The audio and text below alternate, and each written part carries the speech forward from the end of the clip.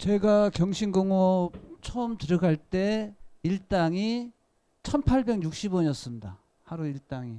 그래갖고 한 달 내내 근무해갖고 월급을 타면 6만 원이 채 안 됐습니다. 대부분 그러니까 이 출퇴근이나 이런 거 갖고는 5만 6천 원 갖고 한 달에 할 수가 없으니까 대략 그 기숙사 생활을 했습니다. 시골에서 올라오신 친구들이나 이런 친구들은 다 거의 기숙사 생활을 했는데, 기숙사라고 해봤자 이 밥이나 이런 게 거의 이제 뭐랄까, 그러니까 지금 생각하면 도저히 먹을 수 없는 그런 이 밥들을 삼시세끼를 다 거기서 기숙사에서 먹어야 되니까, 그런 조건에서 거의 그 주야 맞교대하고 그다음에 일요일날 특근하고 이렇게 해도 돈 10만 원을 가져가 본 사람이 저는 본 적이 없거든요.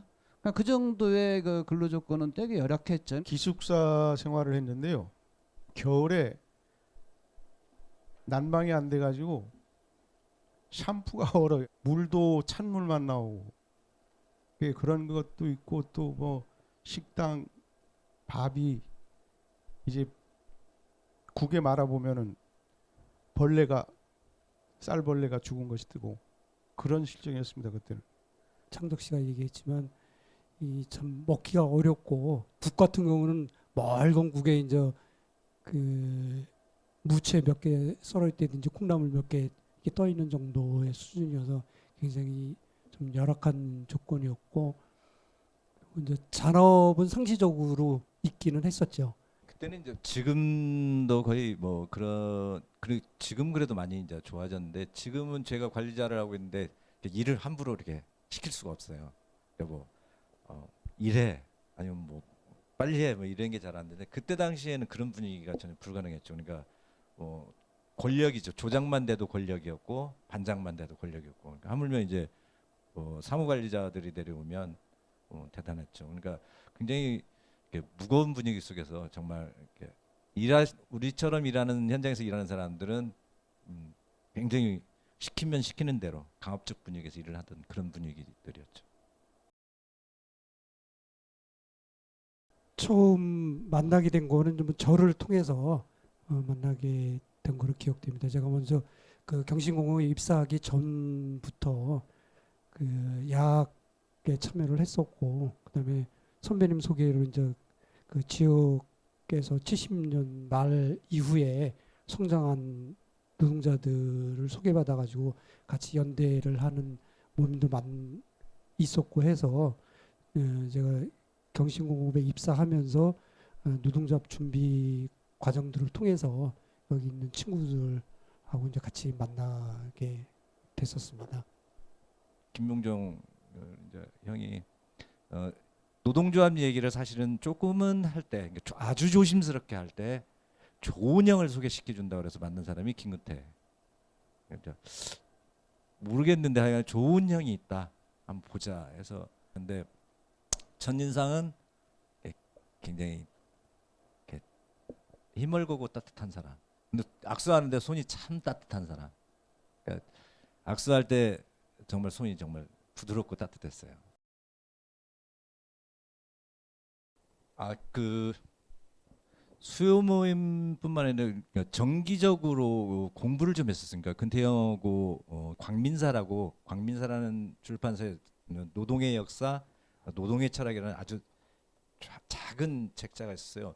그걸 가지고 읽고 토론하고 하는 것들을 했었고요. 제가 같은 경우는 이제 시골에서 중학교 뭐 이렇게 다니다 말고 그랬으니까 정말 모르죠. 세상을 모를 때였고 너무 어렸고, 그래서 노동조합도 사실은 잘 몰랐었고, 근데 이제 형을 만나서 그런 것들을 하나씩 알게 되고 같이 공부를 하면서 알게 된 거죠. 근데 뭐 에피소드들은 많죠. 예를 들면 술집에서 삼치구이집이나 이런 데서 하다가 노래 한 곡 하자고 양해 뭐 이렇게 모든 손님들한테 양해 한번 구하고 우리들이 이제 노래도 했었고, 그런 것들은 참 특별했던 기억이 좀. 조금 전에 이제 병영 씨도 얘기했지만, 노동조합 결성을 준비하는 모임이긴 했지만 노동조합법이나 결성에 관한 것뿐만 아니라 전체적인 큰 사회를 보는 안목을 길러주기 위한 것으로서 이제 광민사의 노동의 역사나 노동의 철학 이런 것들을 가지고 공부를 했다고 하는 것은 좀 그 당시에 노동조합을 준비하는 모임에서는 보기 힘든 좀 특이한 형태의 모임들이었던 거로 기억을 합니다. 그게 약간 김근태의 어떤 퍼스널리티가 들어간 책의 선택이나 그런 게 아니었나 이런 생각이 드는데요. 아까 이제 박병현 선생님 말씀하실 때 같이 노래 부르고 술집에서 그랬을 때 어떤 노래 불렀는지도 좀 궁금한데요. 기억나시나요? 그리고 근태형 같은 경우도 노래를 잘하시지는 않는데 또 이게 개성 있는 노래를 또 살짝 하셔가지고 그냥 봐줄만 했고 그래서 그런 것들은 가끔씩 했어요. 그럴 때 되게 이제 흐뭇하죠. 왜냐면 다른 사람들 다 술만 먹고 그러는데 우리는 그래도 이런 좋은 얘기도 하고 인간적인 얘기하고 또 노래할 때 사람들이 박수도 받고 그러니까 굉장히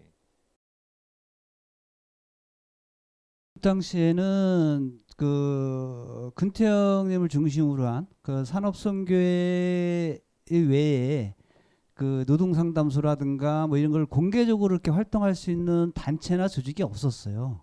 노동 현장에 들어와 있던 지식인들이 거의 없던 상태였었고 인천 쪽에서는 뭐 카톨릭 쪽에서는 카톨릭 노동청년회하고 그다음에 그 노동사목 노동사목에 이제 윤순여 선배님이 아마 역할을 하셨었는데 조금 이제 결이 틀린 거는 그 근태형님은 이제 노동조합의 실무적인 것뿐만 아니라 이제 사회과학적인 부분에서 전체 이제 노동을 좀 바라볼 수 있는 그런 시각을 길러주려고 많이 노력하셨던 거로 해서 노동의 역사나 노동의 철학 이런 것들도 같이 공부하게 됐던 것 같습니다.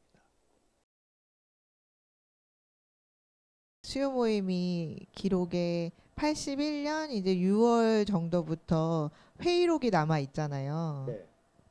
그때 당시에도 이제 이것도 회의록도 사실은 이렇게 룰을 정해서 회의를 하자 이런 순서로 하자 네 상록수도 가르쳐주면서 상록수도 하자 이런 게 사실은 다 이제 근태형이 그리고 기록하라고 근데 서기라고 분명히 그 지칭한 것 같지는 않은데 정리를 했으면 좋겠다 해서 매번 모임 때마다 간략하게 내용들 정리하고 매주 회의가 있었고 이렇게 회의하자 하는 것도 근태형이 아마 제안해 주셨고 가르쳐 주셨을 거예요.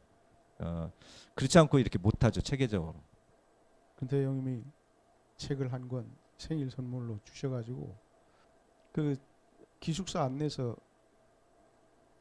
기숙 한 4명인가 같이 이제 그 방에서 보고 그랬는데 그 한 며칠 지나니까 그것이 이거 나 공장에 갔다가 좀 보고 있다고 그러면서 갖고 나가지 못 가게 했는데도 갖고 나가가지고 그 사건이 벌어진 거죠.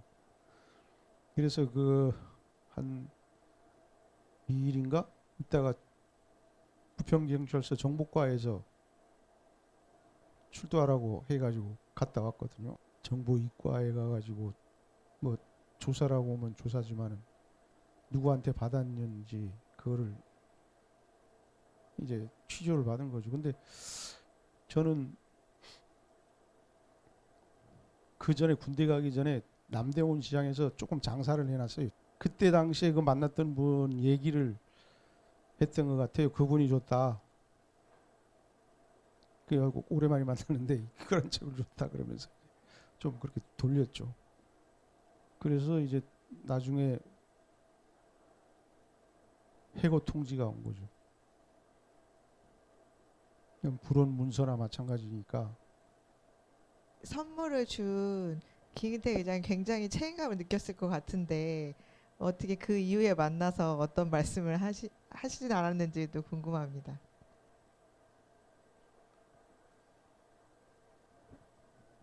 굉장히 미안하셨죠.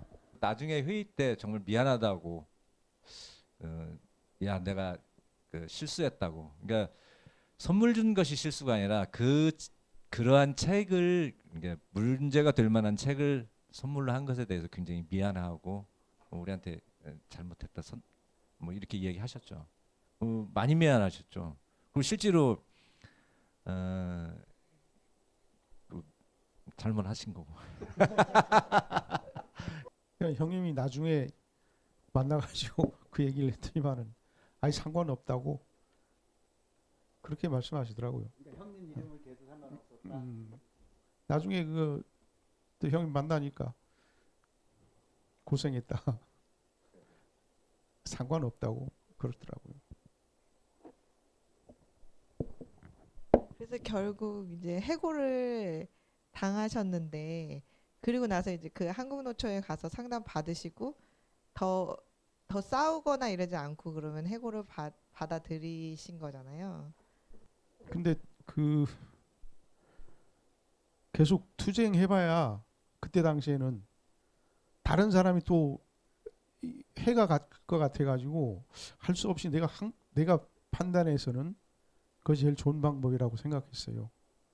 왜 그러냐면 노동조합 만들 제일 중요한 사람들이 이거를 걸려들이면은 나중에는 조합을 결성을 못할 것 같았어요. 그 당시에 또 엄한 시기이기 때문에 결국은 이제 받아들이자라고 한 건 그때의 시대적 상황이 이렇게 개인적인 투쟁을 통해서 회복할 수 없다라는 판단을 했었고, 그러면 더 그냥 아예 기초적인 기본적으로 여태까지 다져왔던 그런 수요모임 전체가 힘들어지고 이건 불가능한 여태까지 해왔던 노력들이 물거품이 되니까 받아들이자라는 그런 합의적 결론을 도출하고 그걸 받아들인 거죠. 그냥 개인적으로 어떻게 할 거야 이런 식은 아니었었고요.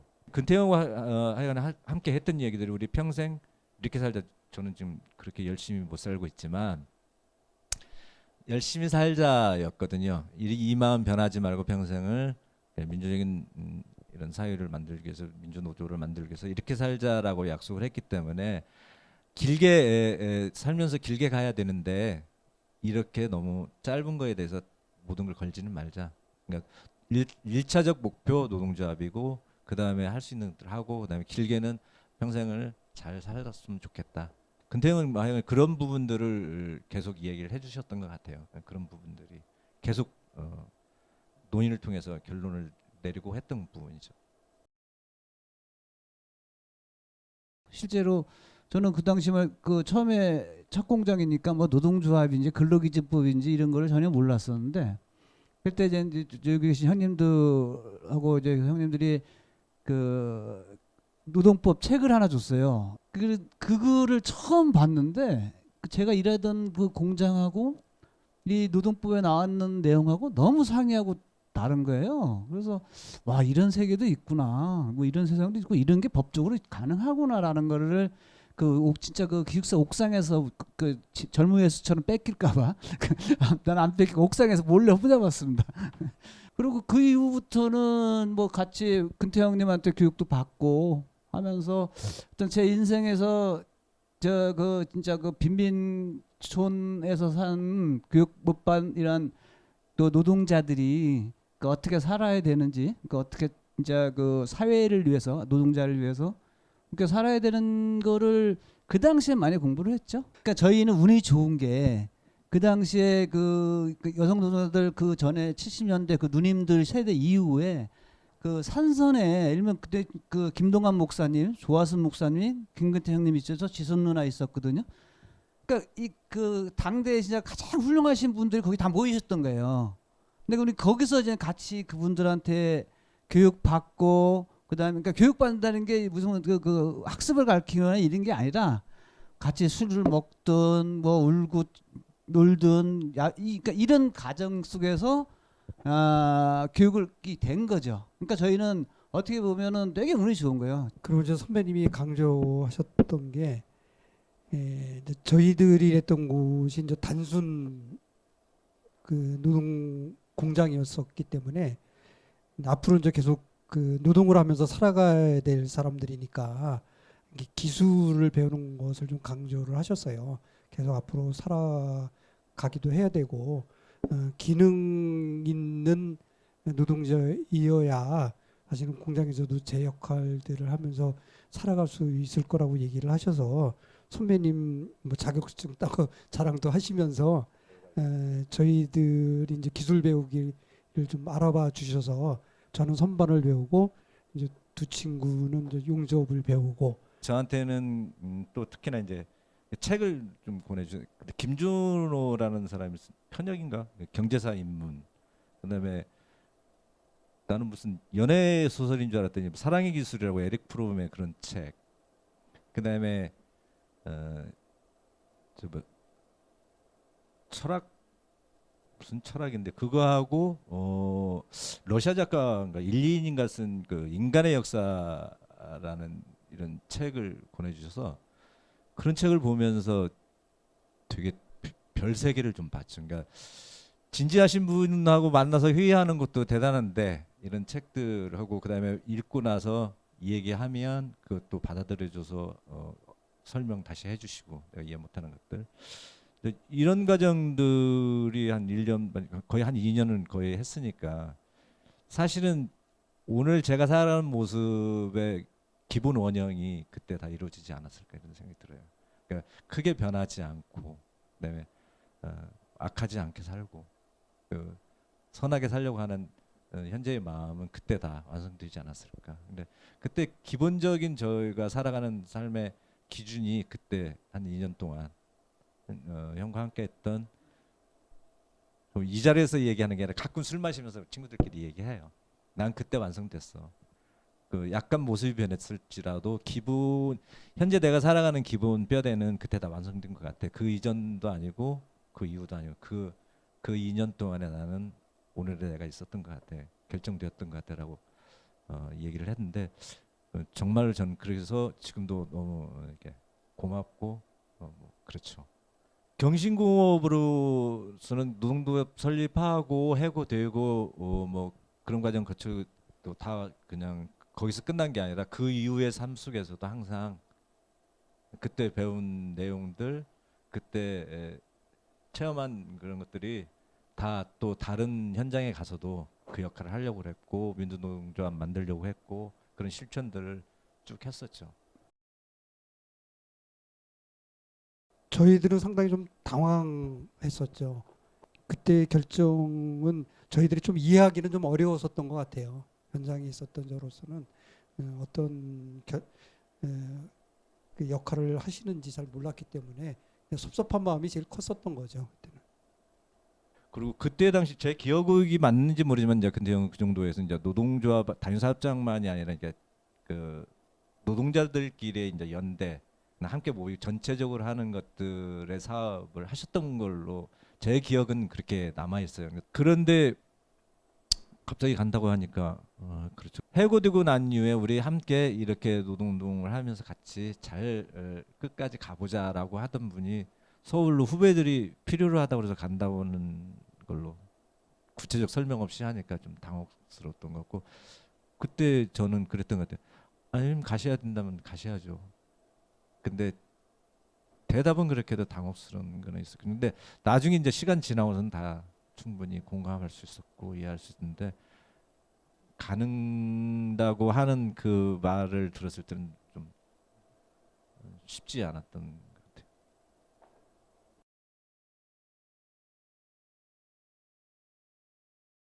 저는 그 80년도 초에 저 그때 진짜 어리고 제가 뭐 정치적인 판단을 하겠습니까? 뭐 제가 무슨 어떤 그런 뭐 기능적인 저기라 전혀 모르는 상태에서 그 산업선교에서 그 블랙리스트와 관련해서 단식 농성을 했었어요. 그 예배당에서 제가 그 20살 뭐 21살짜리가 이 블랙리스트가 갖는 의미라든가 그다음에 이 노동자들이 이 블랙리스트 어떻게 칼이 되어지는지 이런 내용을 전혀 모르고 주변 환경에 따라서 이제 단식 농성을 하는데 그러니까 되게 어설플 거 아닙니까? 그러니까 이제 근태형님이 이제 조용히 저를 부르셨어요. 야, 창덕아, 너 이거 이렇게 대충 하려면 이런 거 해지 마.